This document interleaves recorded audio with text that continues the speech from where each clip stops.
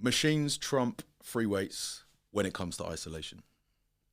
Yes, and that's something that I've come round to recently. It's Same. not something that I've always thought. I was always a staunch, blindly loyal to free weights all day. Me too.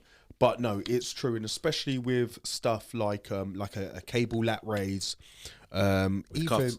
with maybe cuffs if no one's looking.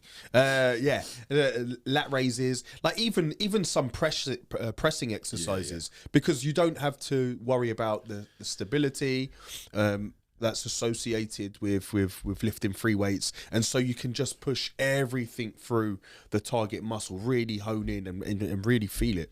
Yeah, there's when it comes to and I'm exactly the same. There was a time in my life where I was like, barbells over everything, free weights over everything, and when it comes to, I had to eat a bit of humble pie there, because it was, the body parts of mine that were lagging were shoulders, they were arms, they were things that, well, hang on a minute, I was failing to isolate because I was using strictly dumbbell lateral raises, where of course you've got all the tension when you're out here and not a lot of tension when you're down here. So things which cables solve, problems which cables solve. Same with a lot of arm stuff, and triceps and stuff, where I used to do a lot of dumbbell skull crushers, and of course just end up with a lot of tricep tendonitis and a lot of elbow tendonitis. So line that up on a cable now with some cuffs, and just like spot on, right? What's your favourite machine exercise?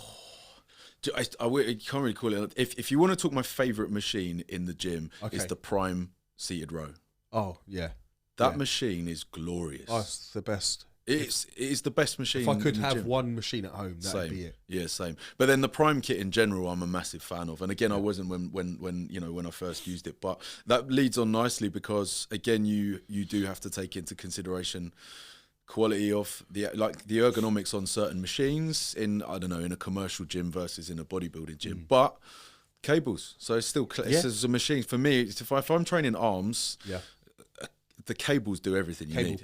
Cables is ridiculous. All you need cables for tricep push down, single arm, and same with biceps. Anything with a D handle and a single arm on a cable and a bicep curl, you can still change angles. You can still curl but you can still in a stretch position. You can still train it in a shortened position, just with how you set up and how you position. So, machines and specifically cables. Even for legs, like something that I find, with people who train at home, where they end up lacking is any kind of leg curl. Yep. And that ability to get the hamstring really short. If you're at home, you're a bit limited for hamstring stuff, right? Yeah, exactly. That's where it gets really tricky. And then also, like, you can do as many squats as you like, but a leg extension and being able to get the quad fully shortened and flexed position at the top. That's something else. And failure. And you have to remember as well, like, there's a fear factor that comes from, I will fail on a barbell squat. Yeah. Because I know how to fail on a barbell squat. I've been found in the bottom position of a barbell squat many times, which is part of why I've now got the ability to take squats to the level I do, because I've bombed a squat.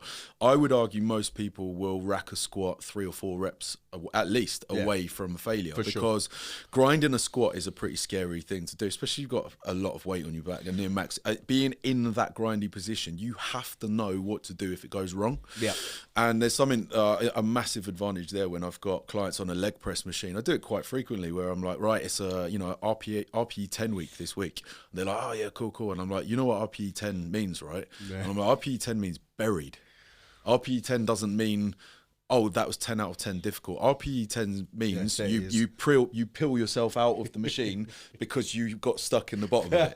And they're like, you're sadistic. And I'm like, no, this is a good test to go in there and not push. One more. You couldn't do one more, 100%. Right? So that's it. And then, the thing with machines is there's no danger element at that point. Correct. That was what I'm saying. Yeah. It's just a safe place to fail. Exactly.